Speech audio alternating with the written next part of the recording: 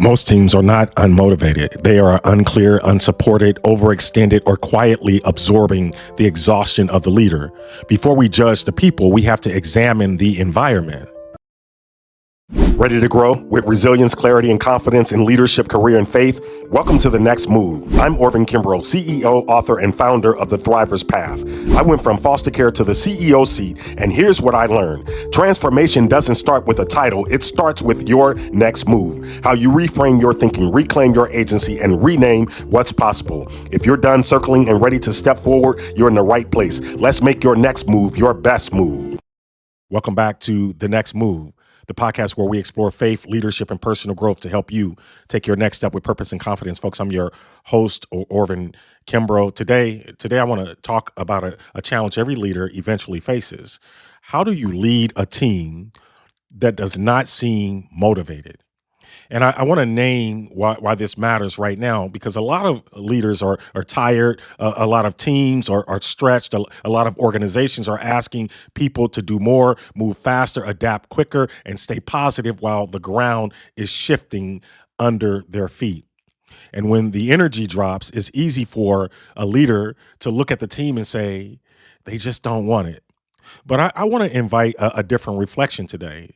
What if the team is not lazy? What if they are not resistant? What if they are not unmotivated at their core? What if they are unclear? What if they are unsupported? What if they are overwhelmed? What if they are absorbing the exhaustion, the anxiety, or confusion coming from the leadership environment around them? That changes how we lead, because once we stop labeling people, we start examining conditions. We can start examining conditions, and that, folks, is leadership. Not blame, not hype, not pressure. Leadership. Our scripture today comes from Habakkuk 2:2. Write down the revelation and make it plain on tablets, so that a herald may run with it. That phrase always stays with me. Make it plain, not impressive, not make it impressive, not make it complicated, not make it strategic. Make it what? Plain. Because people cannot run with what they cannot see. They cannot carry what they do not understand. They cannot own what has never been made clear. And that is that is true in faith, that is true in leadership, that is true in business, that is true in family, that is true in money, that is true in life. Clarity creates movement. Confusion drains movement. And sometimes what we call low motivation is really the emotional cost of unclear leadership. I have been in leadership long enough to know how tempting it is to overfunction when a team feels flat. You start working harder. You send more emails. You give more speeches. You try to encourage people into motion. You step into every gap. You solve problems people should be learning to solve. You carry energy. The whole room should be sharing. And if you're not careful, you become the fuel source for everybody else's movement. And that is not sustainable, folks. You cannot motivate people by exhausting yourself. You cannot build ownership by carrying everything. You cannot create accountability by rescuing people from responsibility. Did you catch that? Sometimes the leader's desire to help becomes the very thing that prevents the team from rising. I had to learn that, not because I read it in a book, but because I have lived it. I know what it feels like to be responsible for people, to be responsible for outcomes, for budgets, for mission, for community, for expectations, for board expectations, community expectations, and the quiet weight of knowing that your decisions affect real lives. And when you care deeply, you can start carrying too much. You tell yourself it's service. You tell yourself it is commitment. You tell yourself it is what leaders do. But at some point, leadership has to mature from carrying people to building capacity in people. That is a different move. That is the next move. So when a team lacks motivation, I want you to look at 4 areas before you make a judgment. The first is clarity. People cannot be motivated when they don't know what success looks like. Ambiguity drains energy faster than failure. At least failure gives people feedback.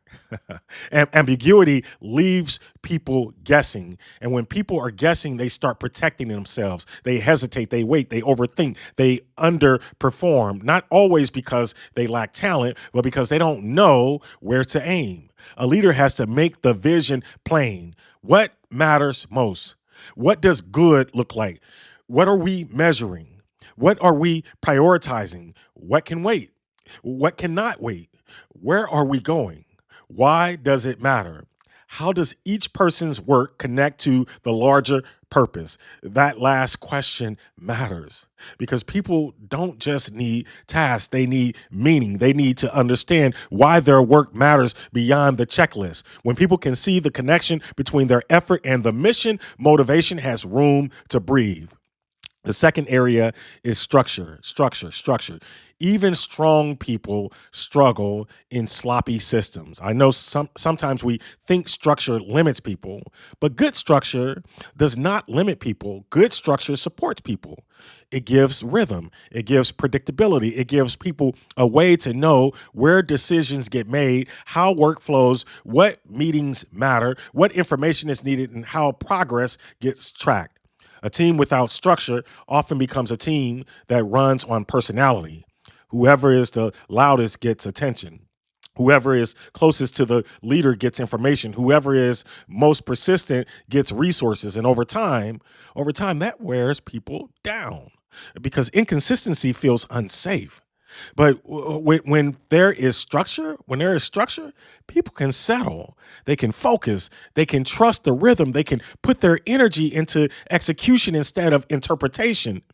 The third area is accountability. Now, I want to be careful here because accountability is often misunderstood. Some people hear accountability and they think punishment. But healthy accountability is not punishment. Healthy accountability is care. It says your contribution matters too much for us to pretend it does not. It says, I believe you can rise. I am not going to lower the standard in a way that shrinks you. It says, we are going to tell the truth because the mission deserves the truth, and so do you. When excellence becomes optional, motivation disappears. When follow through does not matter, committed people get discouraged. When the same issues go unaddressed, the people who care the most start wondering why they are carrying the weight. This is why accountability matters. It protects the mission. It protects the culture. It protects the people who are trying to do the right thing. It gives people a clear invitation to rise. The fourth area is energy. And this one is personal because sometimes the team's motivation is not the first issue. Sometimes the leader's energy is the first issue. People feel leadership before they understand leadership. They feel your steadiness. They feel your anxiety. They feel your frustration. They feel your avoidance. They feel your confidence. They feel your exhaustion. You can say all the right things, but if your spirit is scattered, the room will know. That does not mean leaders have to be fake. It does not mean you have to pretend to be strong when you are weary. I do not believe in that kind of leadership. I don't believe in that kind of leadership, but it does mean you have to be aware of what you are transmitting, because leadership is not just what you decide, it is what you carry into the room. And if you are leading from depletion, the team will eventually feel what? Depleted. If you are leading from fear, the team will eventually become cautious. If you are leading from confusion, the team will eventually slow down. But if you are leading from clarity, conviction, humility, and steadiness, people can begin to find their footing again. This is why leaders have to tend to their own inner life. You cannot pour clarity out of chaos forever. You cannot pour energy out of emptiness forever. Faith helps me here. Faith helps me here. Faith helps me here, because I've learned that leadership is not just about managing what is in front of me. It's also about surrendering what is within me. The fear, the pressure, the need to prove, the temptation to control, the exhaustion that comes from trying to be the source instead of staying connected to the source. There is a difference. And when I remember that difference, I lead better. So here's the reframe. Motivation is not just a personality issue. It is often a leadership design issue. Before you say, my team is not motivated, ask, have I made the vision plain? Ask, have I created structure that supports success? Ask, have I allowed accountability to become optional? Have I allowed accountability to become optional? Ask, what energy am I bringing into this team? That's the reframe. Now, here's the reclaim. Here's the reclaim. You are not responsible for hyping people up every day. Folks, that's not leadership. You're responsible for creating conditions where motivation can live. That means clarity. That means structure. That means accountability. That means energy. That means telling the truth with love. That means refusing to rescue people from the growth they need. That means building a culture where people know what matters, why it matters, and how they are expected to contribute. And here is the rename. You may not be leading a low motivation team. You may be leading a team waiting for clarity, waiting for structure, waiting for honest accountability, waiting for you to stop carrying everything and start designing an environment where everybody can rise. This is a different way to see it. And it gives you your agency back. Because if the issue is just they're not motivated, you feel stuck. But if the issue is clarity, structure, accountability, or energy, then you have a next move. You can make the vision plain. You can create rhythm. You can define success. You can address what has been avoided. You can check your own spirit. You can stop overfunctioning. You can lead. So here's the reflection question for today. What gap is draining motivation from your team right now? Is it a clarity gap, a structure gap, an accountability gap, or an energy gap? Don't rush past that question. Sit with it, pray about it, write it down, and then take the next step. Not 10, one.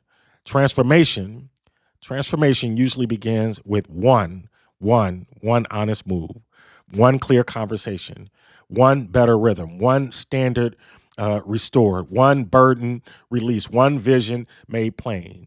And if you are leading a tired team, I want to encourage you, don't confuse tiredness with hopelessness. Sometimes people don't need a speech. They need direction.